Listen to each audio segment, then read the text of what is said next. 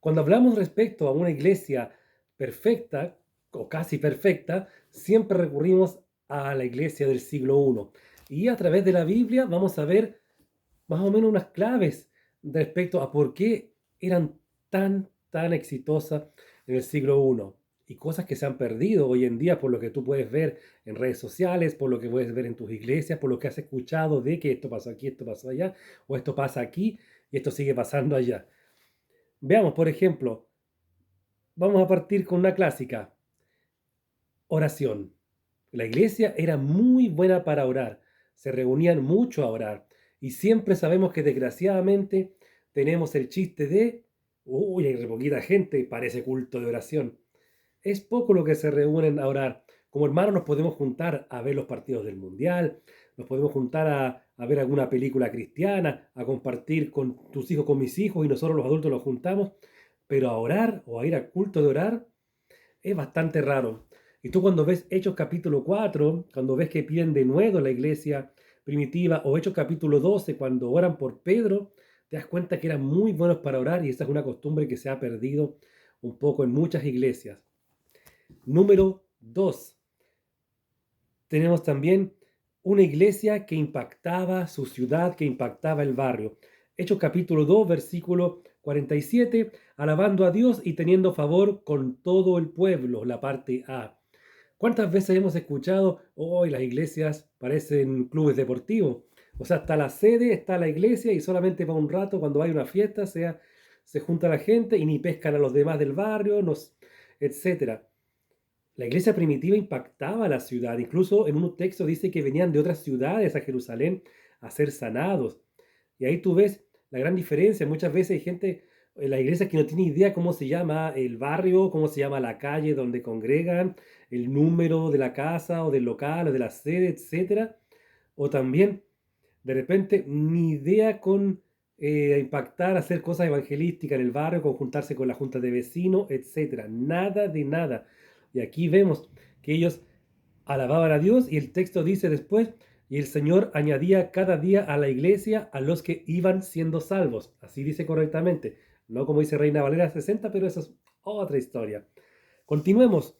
Tercero, las ayudas. Hechos capítulo 4, versículo 32 nos muestra que y la multitud de los que habían creído era de un corazón y un alma, y ninguno decía ser suyo propio nada de lo que poseía. Había un corazón bondadoso enorme para el que sea. No solamente, por ejemplo, se enfermó el pastor, no, tome pastor, viene mi chequera. ¿Se enfermó el hermano tanto? Ni lo conozco. No, no le voy a dar nada que no lo conozco. O ya le voy a dar algo porque hay que cooperar. Si va a mi iglesia, bueno, me preocupo por él, etcétera. No, aquí cada uno daba sin saber si le iba a tocar al pastor, le iba a tocar al diácono, le iba a tocar al nuevo, le iba a tocar con tal que compartían todos sus alimentos, sus ayudas, sus cosas. Era bastante interesante, ese sistema muy bonito. Tenían todas las cosas en común. Vamos a ver ahora un cuarto. Vamos a ver Hechos capítulo 5 del 29 al 30. La iglesia no era ecuménica, la iglesia no comulgaba con otro credo que no fuera Jesucristo, Señor y Salvador, a través de su nacimiento virginal, su vida santa, su muerte en la cruz y su resurrección. La iglesia no comulgaba con otros credos, no como hoy en día que no, yo soy cristiano, pero también me llevo bien, también creo que es cristiano el que es católico, el que es testigo de Jehová, el que es de esta religión acá, que es de esta religión allá. No, hermano, es Cristo y Cristo. Puedes tener tu denominación, bautista, pentecostal, bíblico, metodista, etcétera. Pero tú te puedes juntar también con otras personas, sí, te puedes juntar con los católicos, testigos de Jehová, dentistas, mormón, no hay problema. Pero si tú piensas que ellos son tus hermanos, también porque igual creen en Cristo, no, hermanos, una cosa es creer en Cristo y otra cosa es creer en el Cristo muerto y resucitado. Por eso que ahí vemos en el 29 30 teníamos una iglesia que no era ecuménica, que defendía la pureza del Evangelio. Respondiendo Pedro y los apóstoles dijeron, es necesario obedecer a Dios antes que a los hombres. El Dios de nuestros padres levantó a Jesús, a quien ustedes mataron colgándole en un madero, ¿ven? Les hacía ver el error, la herejía, podríamos decir en este tiempo, a los fariseos que lo estaban interrogando, etcétera. Así que vamos ahora, me perdí el número, 1, 2, 3, 4. El 5, la disciplina en la iglesia al que sea. Hechos 5, Ananías y Zafira daban lo mismo la tremenda cantidad de dinero que ofrendaron. Porque claro, dice ahí la escritura, que ellos tenían una heredad y la vendieron, por lo tanto el dinero, a pesar de que ellos sacaron su tajada, lo cual no era malo, no era malo, sino que lo malo fue que ellos querían quedar como buenos, como que hoy vendimos una casa, todo el valor de la casa lo estamos dando. Ay, qué bueno, se quedaron con 0 pesos. No, pero aún así Pedro ¿cómo se llama? Los disciplinó y el Señor los disciplinó de otra forma más fuerte. Pero ahí ven, en esta época la disciplina era para todos. Da lo mismo que tú seas el que compró la reja de la iglesia, el que tú compró las sillas de la iglesia, que tú seas el que da el diezmo más gordito de la iglesia, que tú seas el que ofrenda casi el 40% de su sueldo, da lo mismo. La disciplina igual para todos. Y a Pedro no le importó que Ananías y Zafira venían con un montón de dinero. No importa, si ustedes están mintiendo al Señor y a su congregación, se van disciplinados, etcétera, fuerte, ¿eh?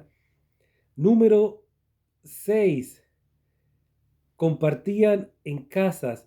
Eso es algo muy interesante cuando habla la escritura de que compartían el pan, también perseveraban en la doctrina de los apóstoles, en la comunión con otros, en el partimiento del pan y las oraciones. Y esto es lo que hemos hecho también capítulo 2. Y se dan cuenta la diferencia, hermanos. Ahí todos compartían con todos, no que solamente invito a mi casa al que me cae mi amigo, al que conocí en otra iglesia, invito a mi casa al pastor para que a comer y a la pastora vengan aquí todos las semanas, no, y se invitaban, compartían todos, todo compartían ellos, eran una tremenda, tremenda familia de la fe, se compartían en casa, hacían esto, era una comunión total, no solamente de domingo o de domingo el culto de oración, no, ellos total, todos. Sigamos, la siguiente, aquí está, miren, se predicaba el Evangelio. Por algo se dice que se convirtieron 5.000 y después 3.000 y tenemos a Esteban también que servía y predicaba. Había hambre de predicar, había hambre de evangelizar. No era, por ejemplo, ya tenemos el punto de prédica en la plaza el sábado, ¿quién se anota? Y casi nadie va. Oiga, hermanos, ¿quién me acompaña a evangelizar? Y no se anota nadie.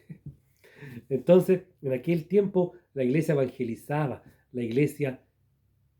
¿Te das cuenta que no hacían nada fuera de lo común? No hacían nada que el Señor no nos pide hoy en día a todos nosotros, pero tristemente mucho no se hace. Mucho no se hace, hermano. Otra más, estaban unánimes, estaban juntos, no había grupo.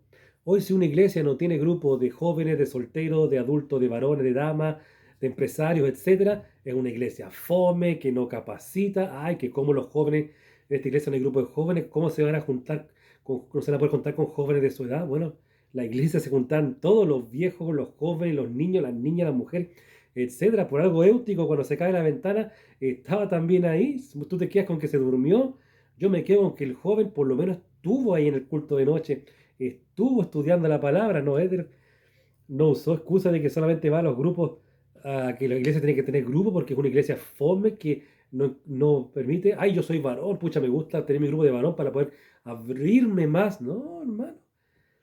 Por eso que después no traemos tanta gente, porque estamos capacitados solo para un grupo y la iglesia primitiva estaba capacitada para atraer a todo tipo de personas, porque como todos compartían con todos, todos conocían su necesidad, etcétera. Vamos al penúltimo, problemas resueltos. No era como que, ya echamos los problemitas bajo la alfombra. Hechos capítulo 6 nos muestra que murmuraban por el mal cuidado a las viudas helenísticas o griegas. Y no, ¿qué hizo Pedro?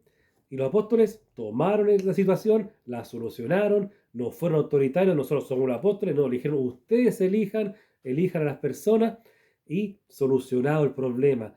Eso es algo que falta muchas veces, disciplina, no meter bajo la alfombra los problemas de la iglesia. No, aquí Pedro los confrontaba y es otra cosa sencilla que hay que hacer. Si no es nada superhumano que hacían aquí los de la iglesia. Y lo superhumano es el último punto, que esto lo hizo el Señor.